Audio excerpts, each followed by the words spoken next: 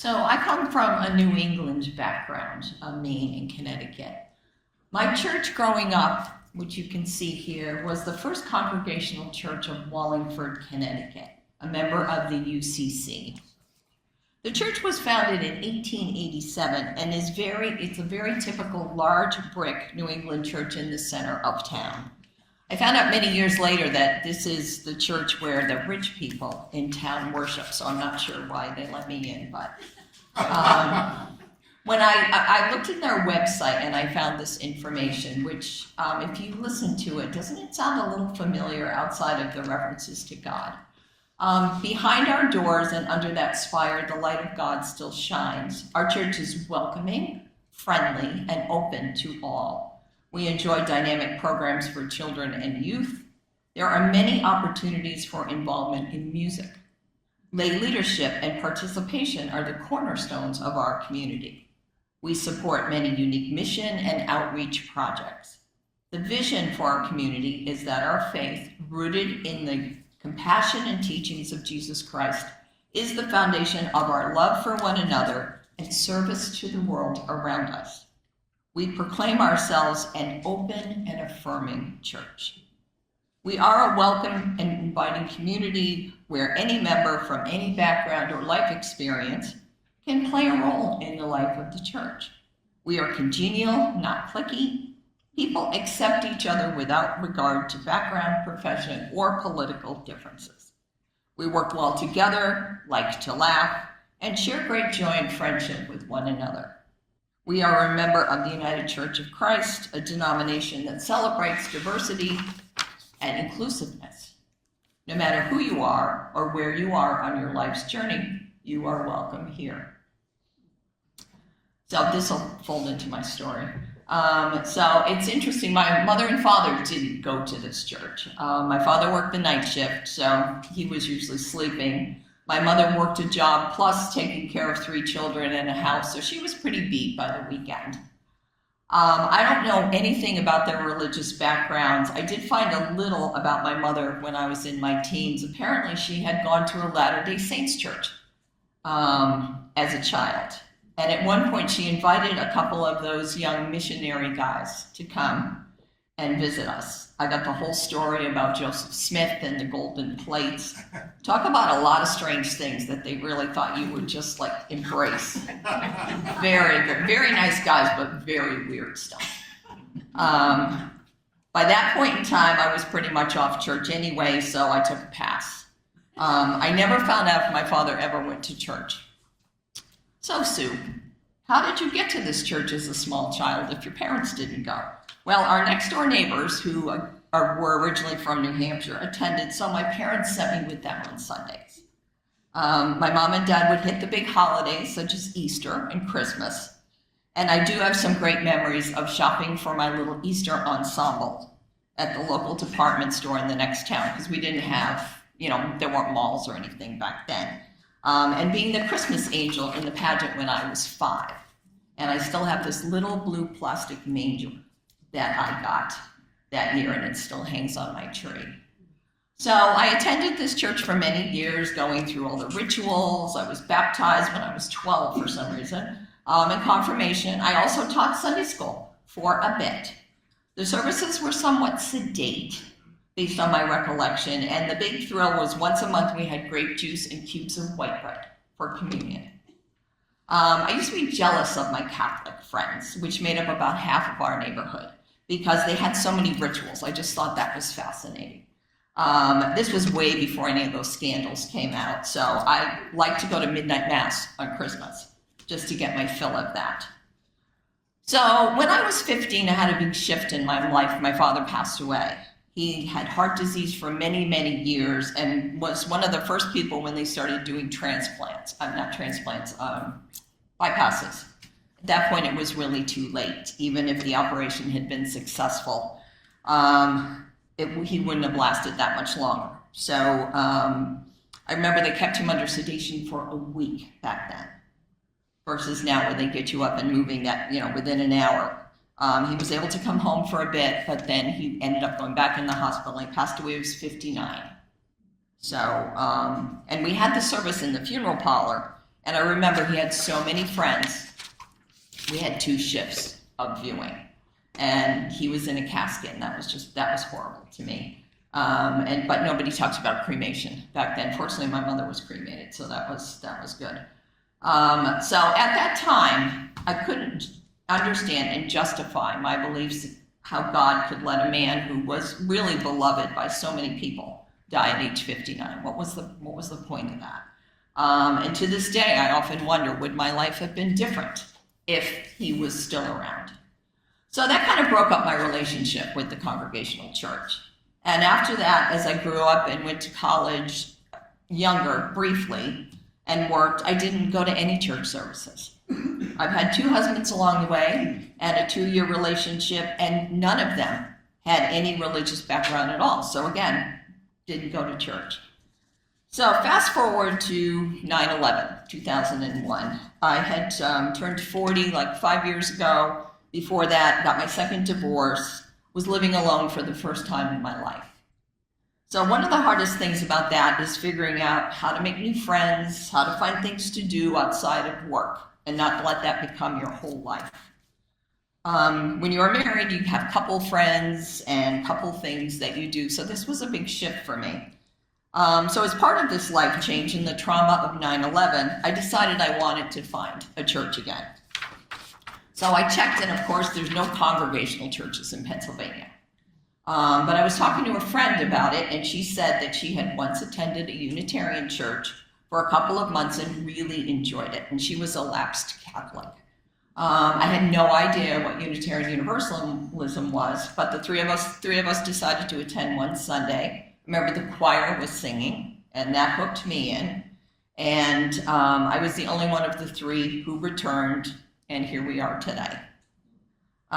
When I was taking the new UU class, I was very surprised to find out that UUs came out of the Congregational Churches of New England. So I came around full circle. So just quickly, what do I love about being a Unitarian? The friends and family I have gained here over the years. That's important to me because I have no family nearby. And especially being retired, it's nice to be able to be engaged with so many people. Our response when someone is in need, and this has been reinforced over and over again when people get up and say how wonderful we are and how caring. Our commitment to social justice, and I've grown a lot in that area, and I know we're trying to get that going again. The opportunity to do lay ministry and pastoral care, and our 8 guiding principles.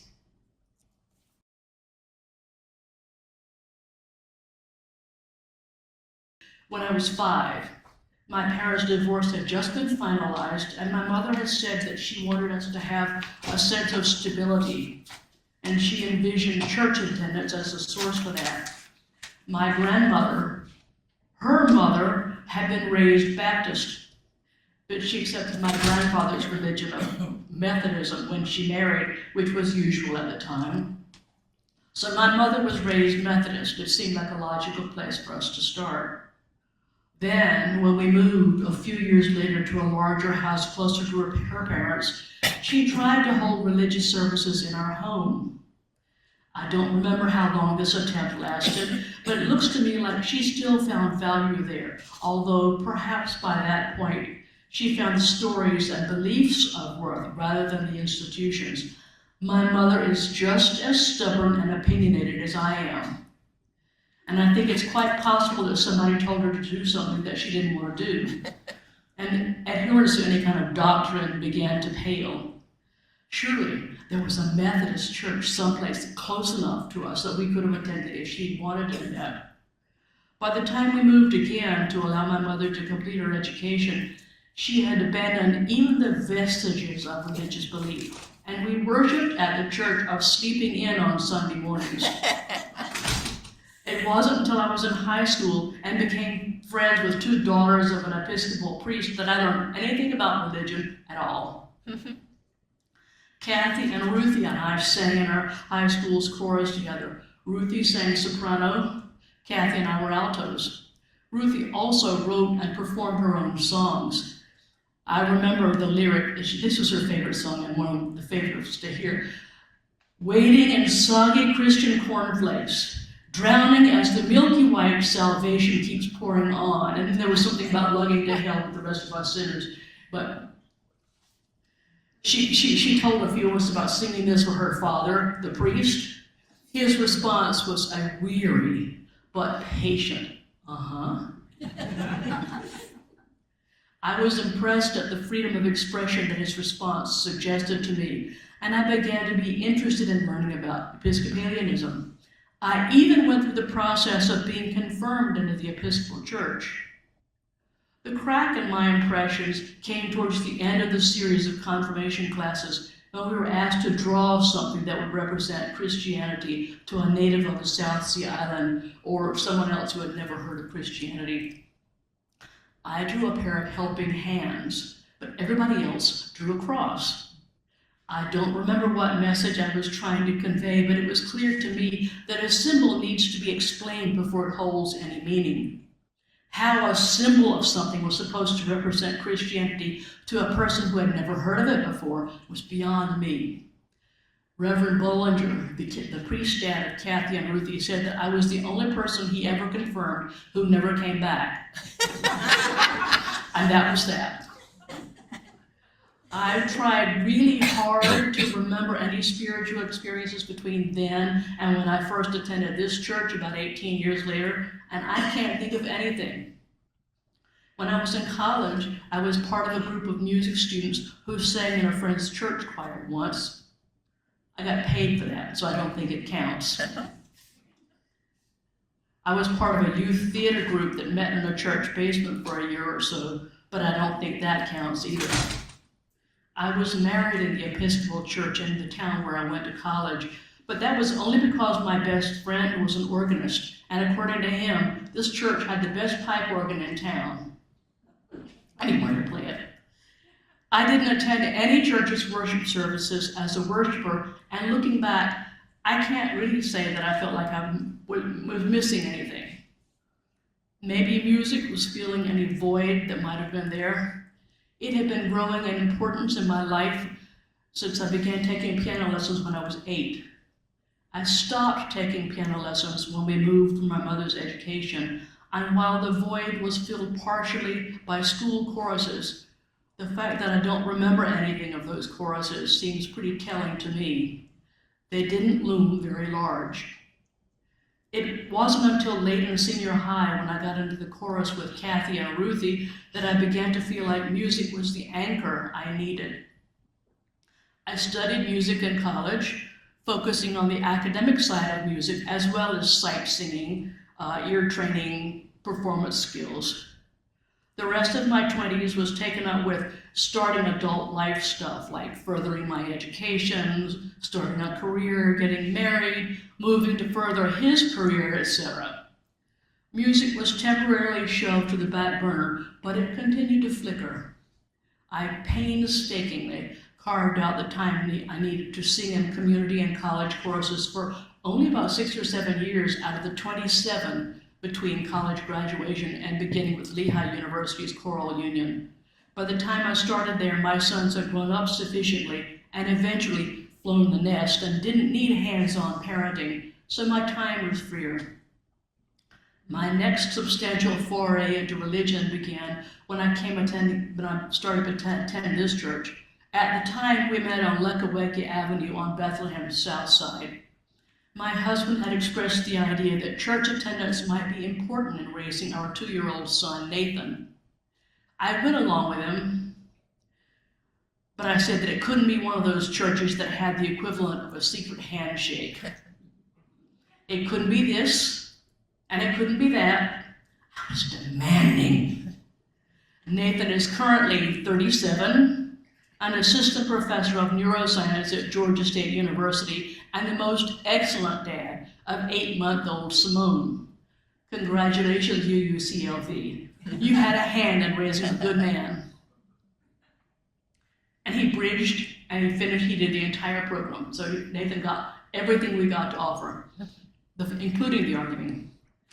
I conducted this church's choir for about 7 years in the 1990s and have sung in it most years since I stopped conducting it. My experiences with the choir and with the religious education community are among my most meaningful with the church. I've often said that I would rather sing than do anything else. Here's the thing. It took me a little while to be able to articulate it, but here goes. Most of the time, I don't care what words I'm singing, and I take diction and articulation seriously only because the importance of those things was part of my music education in college. Enunciating carefully is a very practiced habit, a useful habit, but I don't confuse it with the meaning of the words. I know, a song consists of both music and lyrics. It always rattles me a bit to find someone referring exclusively to the words of a hymn or a song or a chant, as if that were what it meant. To me, the meaning is found in the sounds, the notes, the music. Maybe this is pointing towards something else and tells why I don't engage in discussions about whether or not there is a God. From my point of view, my perspective, these discussions are beside the point. Do any of you like or dislike anyone based on whether or not they believe in God? I, for one, get the information I care about from watching what people do, not from listening to what they say. So while I would never tell someone what they had to say or believe, I do notice when someone's words and actions don't match. And while I don't consider myself an atheist, I don't relate to the word God. And it isn't natural to me to attribute things I don't fully understand to a deity. But I appreciate the realm of experience that God language points to.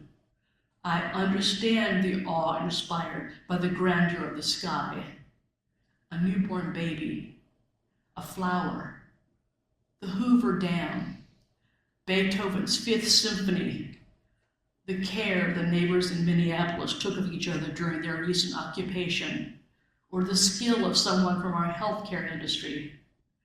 I call myself a non-theist, or someone whose theology doesn't center on any concept of a God. The things I mentioned and many other things are in the realm of experience I find spiritual. I find meaning there. I find a connection outside of myself and my usual concerns. Maybe this is why I drew helping hands when I was in those confirmation classes so long ago. Actions always matter more than words. Belief is shown through behavior, not speech. People sometimes misrepresent themselves with words. Rarely does this happen with behavior. You say you care about the environment, but you don't recycle and prefer to drive rather than walk anywhere. You say you believe in the equality of all people, but still expect women to care for others, no matter how they feel. You can say with me if you like. You say you lead with love, but deny systemic oppression. You say you favor diversity and plurality, yet surround yourself with people who are pretty much like yourself. My spirituality is focused on beauty, feeling wonder, and being the change I seek. I don't care much about the words we speak. It's the values we demonstrate and the steps we take toward realizing those values that really matter. That's where meaning is created and integrity lives. May it ever be so.